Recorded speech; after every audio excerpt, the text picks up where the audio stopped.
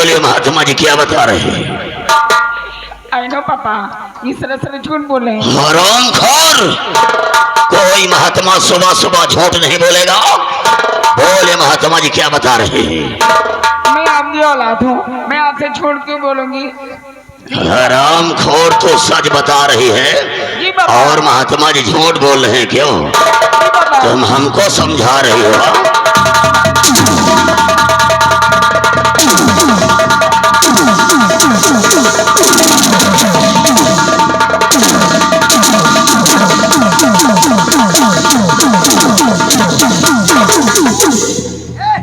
अरे बैला गए तुम्हारी बिटिया है, मारा को तो लग जाए तो।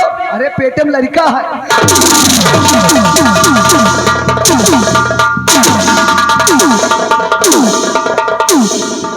हरामखोर, आज से तो हमारी भी मर चुकी है, आज से मेरी भी मर गई है और मेरे सामने खड़ी है तो एक जिंदा लाश की तरह खड़ी है।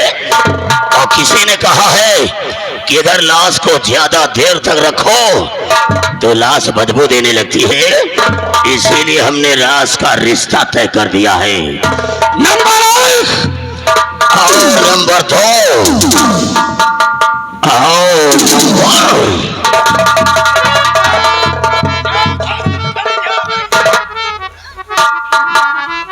फिर हराम जाते मेरी बात को।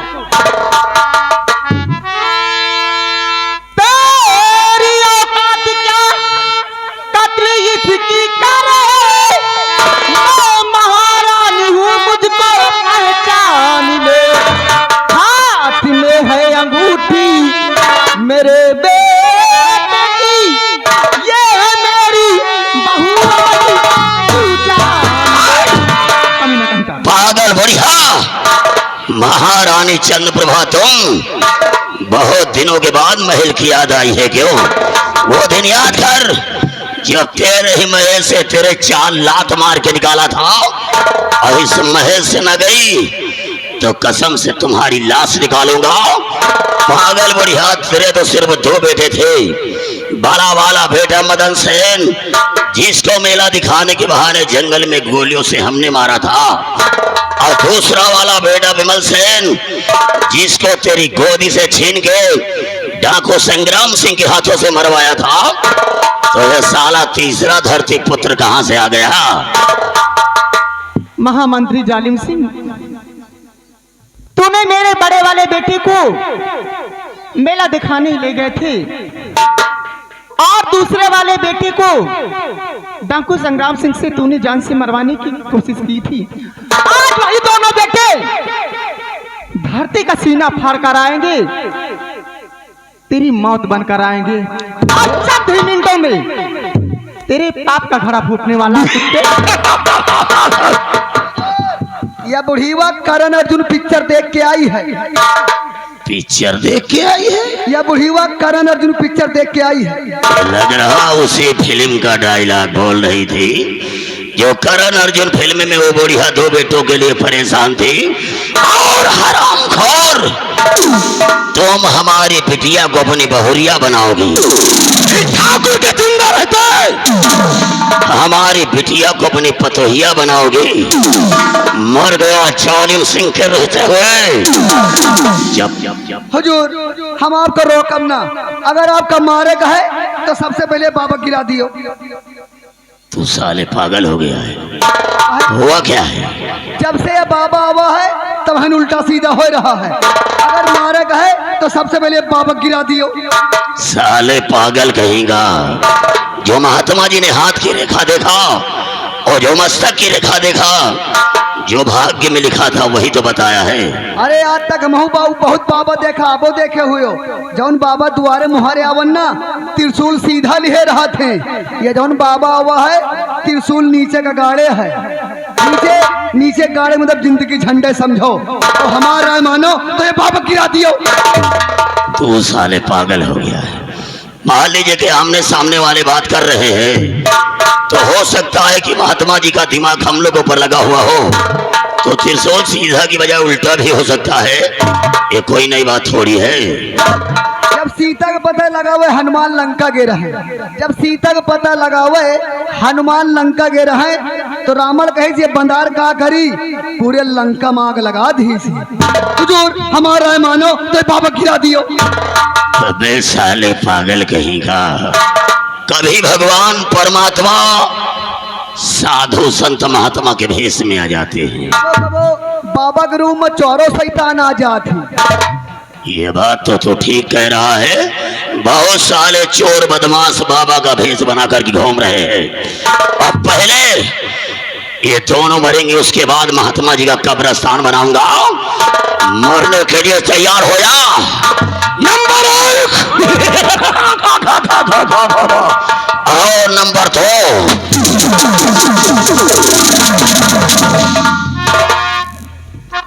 जालिम सिंह, ये अब सुनो हमारी बात को ध्यान से। और राजी गुरु ने सिराज का और सेनापति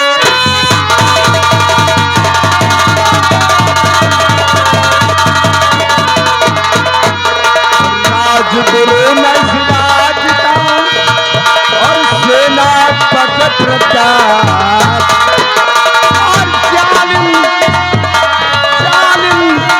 सिंह मेरी तरफ और आंखें छोड़ो।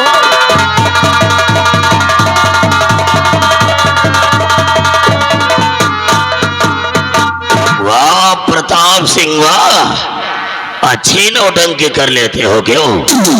कभी वर्दी के भेष में तो कभी बाबा के भेष में। आज तुझे इस भेष में देख के मुझे कहावत याद आ गई है कि जंगल न होते तो मोर कहाँ छिपते, और ये साधु न होते तो चोर कहाँ छिपते। प्रताप सिंह, अगर मुझे मालूम हो जाता कि तू साले बाबा नहीं ढोंगी है तो माँ कसम तुम्हारा यहीं पर कब्रिस्तान बना देता।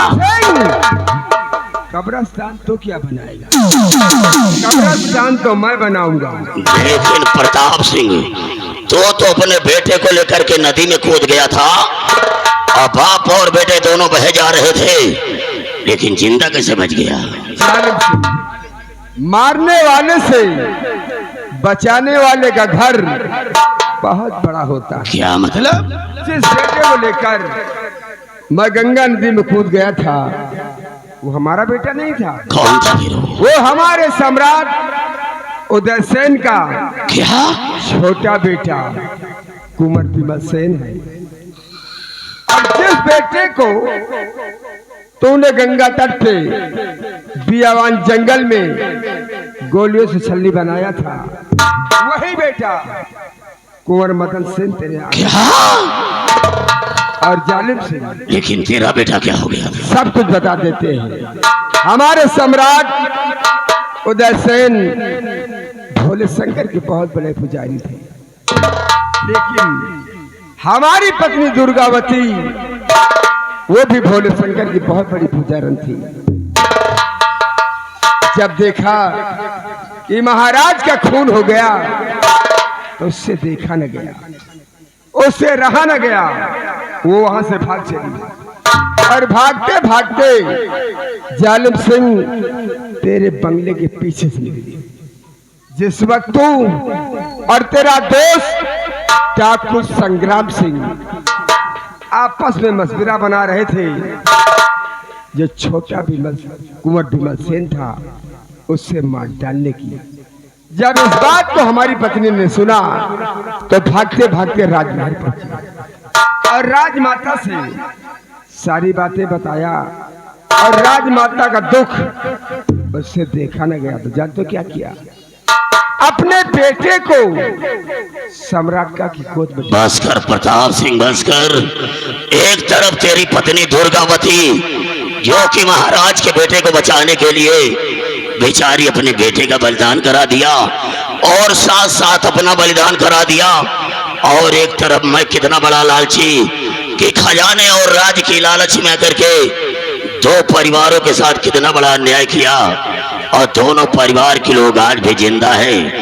प्रताप सिंह, इसीलिए गांव में बुजुर्ग लोग कहा करते हैं कि जैसी करनी वैसा फल, और आज नहीं तो निश्चय कल। जो खजाने और राज की लालच में गलतियां हो गई है, उन गलतियों की हम तुझसे क्षमा चाहते हैं। माफ कर दो। क्यों? दोनों परिवारों को एक तिनके की तरह से बिखेर दिया, और माफ कर दूं, नंगा करके मारूंगा, नंगा करके, क्या करी हो? नंगा करके मारूंगा। हम तुम्हें हाथ जोड़ी कहो, पाँव छुई ले, इनका नंगा न करो। क्यों? लगोन नहीं पहिरी। लेकिन आपसे एक हमारा दरखास्त है, कबो आपसे गलती भय, कबो इनका माफ कर दियो। लेकिन हमारा दरखास्त यह है, कभी गर्मी कभी ठंडी, ये तो कुदरत के नजारे हैं। कभी गर्मी कभी ठंडी, ये तो कुदरत के नजारे हैं। जालिम सिंह के खींच के मारो जूता पब्लिक के इशारे हैं। चश्मा बाहर कर। अब कपड़ा उतार दियो। अब 7 बजे वाला है, नेट चला तो तुम्हारे लगे KYC हो जाए। साहेब पोशाक छीन लो।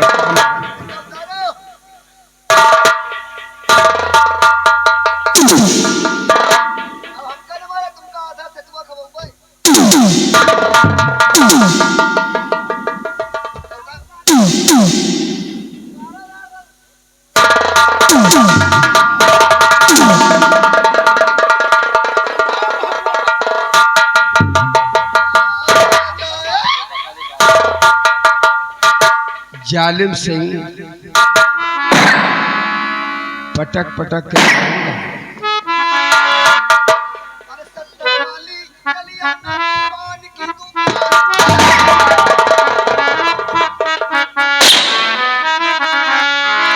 और दुष्टता करने के तुझको और फल चखाना।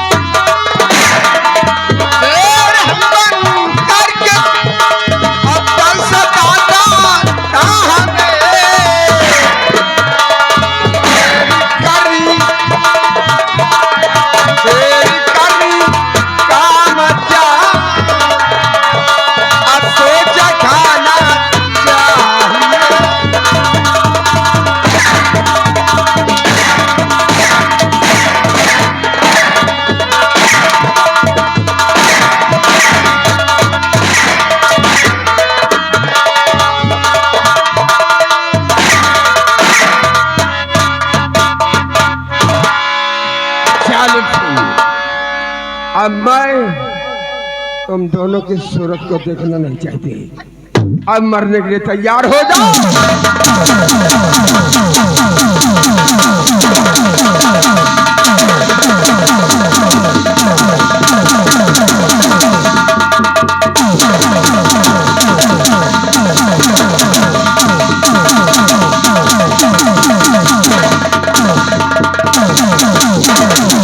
ये छठवा वो लंबरदार कहते हैं इनके पूरे कपड़े उतार लो। उतार छठुआ साले। कपड़ा उतरवा दो, नीचे कुछ पहिरे नहीं न यार। अब हन दिल्ली का कुतुब मीनार दिखा जाए का फायदा। छड़ुआ उतारना, छड़ुआ नाराज हो रहे हैं, उतार नहीं नाराज है, सुबह नाराज हो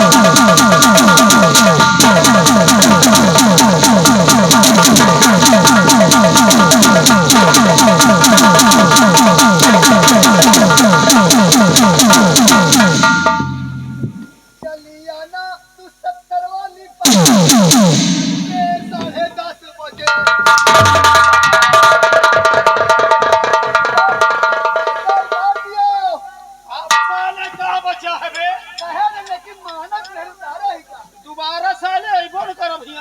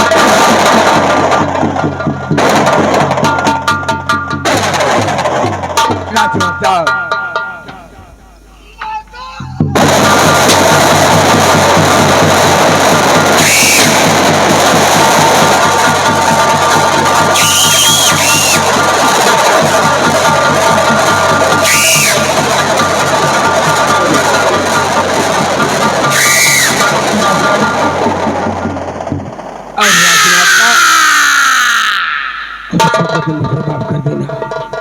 आज मैंने सम्राट के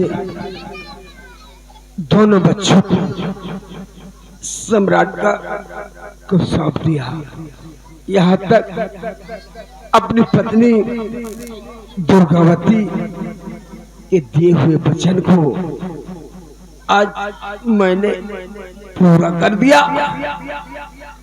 राजन और राजमाता और बच्चों, हो सके तो मुझे माफ कर देना। जय हिंद, जय भारत।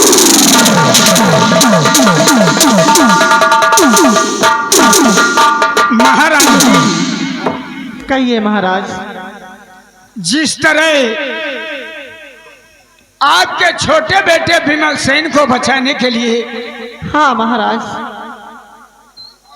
सेनापति की पत्नी दुर्गावती ने अपने बेटे का बलिदान करा दिया, ठीक उसी तरह तुम्हारे बड़े बेटे मदन सेन को बचाने के लिए जालिम सिंह के रिवॉल्वर की सारी गोलियां अपने सीने पर उतार ली सेनापति ने। हाँ महाराज। इसलिए मेरा तो यही कहना है कि सुदयनगर साम्राज्य में सेनापति प्रताप सिंह, उसकी पत्नी दुर्गावती और उसके बेटे तीनों की समाधियां बनवा दी जाएं, ताकि आने वाले भविष्य में इस सुदयनगर साम्राज्य में उन तीनों का नाम अमर रहे। जैसी इच्छा आपकी महाराज। एक बात और कहना चाहता हूँ, क्या? हमारी बेटी राखी और आपका छोटा बेटा विमल सेन दोनों एक दूसरे को प्यार करते हैं। जी महाराज। क्यों ना दोनों बच्चों की शादी करा दी जाए। ठीक है महाराज। आओ बच्चों, आओ बच्चों।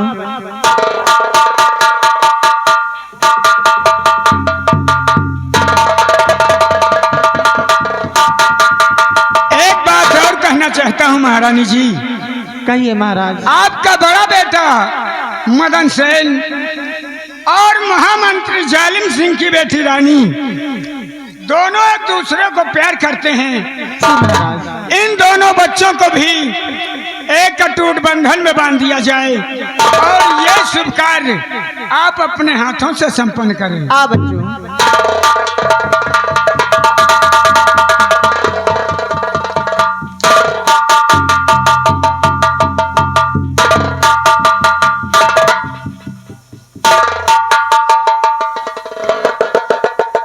साथियों, ये था मेरा खेल तख्त और ताज, छुपा हुआ राज और फटाको संग्राम से। अब इसी जगह से खेल समाप्त किया जाता है। आप 2-4 गीत सुनिए, सोहर सुनिए, कहारा सुनिए और उसके बाद अपने अपने घर जाइए। हर रब जो चाहे वही तो होना है, रब जो चाहे वही तो होना है। आदमी